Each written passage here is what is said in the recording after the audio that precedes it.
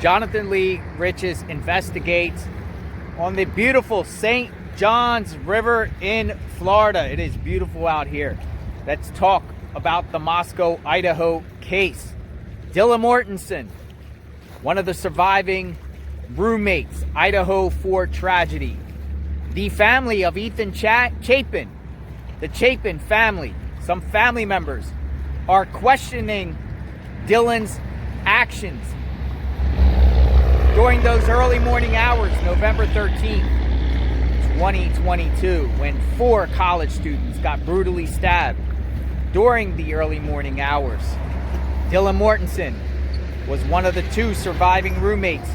Dylan Mortensen, according to the affidavit of probable cause, saw Bryan Kohberger, froze, and then went back into her room and shut the door. Didn't call authorities. Authorities were ended up being called way into the daytime, around noon. But the family of Ethan Chapin is questioning why Dylan Mortensen called. Why did she call the roommates around the home but didn't call 911? I'll show you. Check it out. So this Reddit post, purportedly from Ethan's sister-in-law, and it's verified, it says, "Yes, I hope it will come out what Dee heard." That would be Dylan. Dylan supposedly called all the girls in the house after the crying and screaming stopped and no one answered, and she still didn't call the police. She needs to explain herself and her actions that night. Here's another post. Ethan's sister-in-law. 911 caller was the friend who went in because Dylan, D, called him to come over because she was scared from what she had heard in the night. He went to X and E room first, Xana and Ethan's room first, and then called 911. Why D or B didn't call the police once is the question. So the questioning why Dylan or Bethany didn't call the police. That purportedly comes from a family member of Ethan Chapin, posted on Reddit. And the news reports are coming out that about Dylan Mortensen being questioned by Ethan Chapin's family. Check it out. So this article here comes from the Daily Mail, published on February 5th, 2023. Family of Idaho murder victim Ethan Chapin questioned why surviving roommate Dylan Mortensen didn't call the cops after hearing crying and screaming, and claims she called all of the girls in the house rather than 911. A family member of murdered University of Idaho student Ethan Chapin has questioned why the roommate who survived the slayings didn't call police. An account believed to belong to Ethan's sister-in-law made several posts online before the arrest affidavit was unsealed for suspected killer Bryan Kohberger. His sister-in-law has since revealed that Dylan, who was in the property at the time of the killings, along with Bethany Funk, called all the roommates after she heard screaming and crying coming from their rooms. Posting in a thread on Reddit, she said, Dee supposedly called all the girls in the house after the crying and screaming stopped and no one answered, and she still didn't call the police. So they're posting the screenshots. I recommend read this article.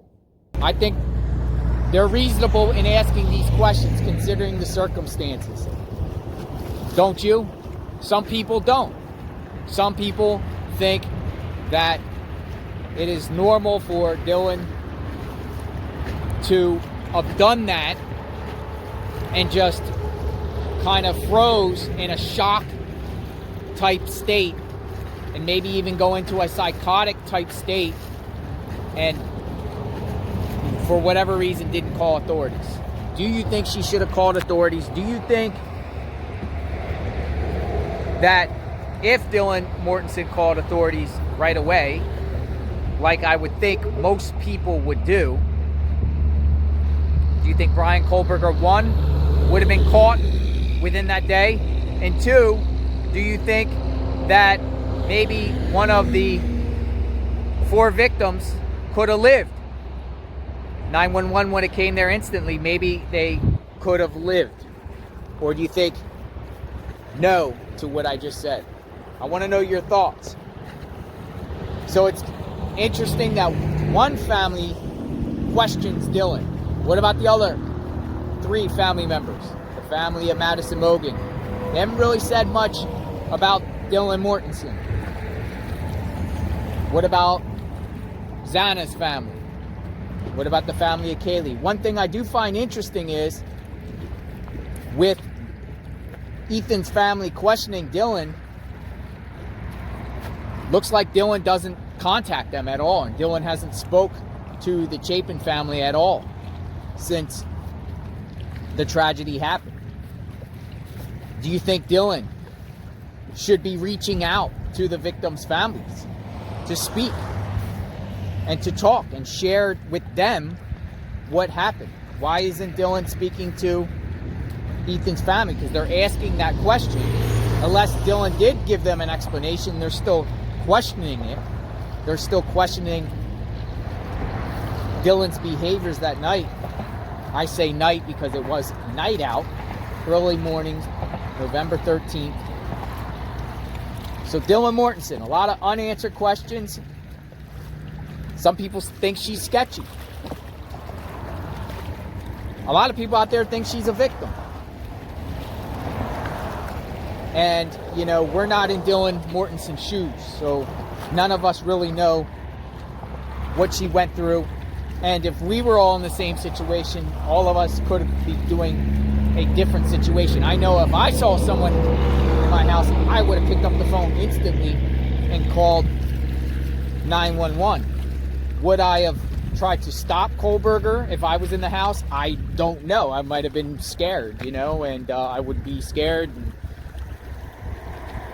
And maybe it's good that Dylan kind of went quiet, because if Dylan would have let Bryan know, assuming that Bryan didn't know she was there, and let Bryan know that she's there in his presence, Dylan would have been the 5th victim to perish. She went inside her room. Eventually 911 was called, 11:58 a.m. So I want to know your thoughts.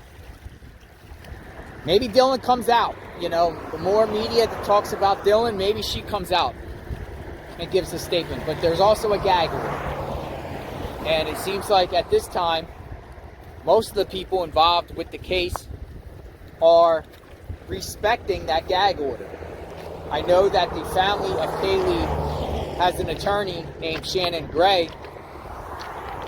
And I talked to locals around Moscow who say Shannon Gray is actually a very good attorney.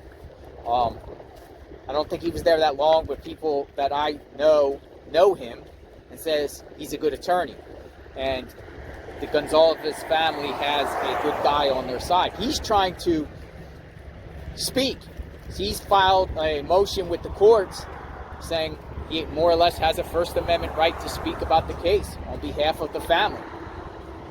Do you think he should be able to speak? Do you think any of the victims should be able to speak? I understand there's a gag order, but do you think, what's your opinion about that gag order? Because at any time, any of those victims or victims' families can also file petitions like Shannon Gray did and ask for the gag order to be lifted, feeling that they want to share their side of the story. They want to be able to bring public awareness.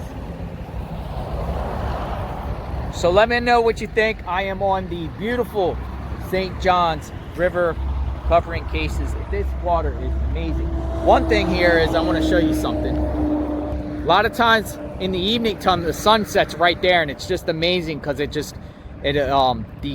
all the colors illuminate off the water, and it's just so beautiful. Occasionally I come here and then just watch. Look at that. Isn't that cool? Peaceful, though you got cars passing, car noise, vehicle noise that disrupts the tranquil feeling. Subscribe to my channel, like, hit the notification button. I am covering the Moscow, Idaho case. Let me know what you think of Dylan Mortensen or anything else that you have opinion about. I would love to hear. Justice for the victims and their family. Everyone be safe. God bless.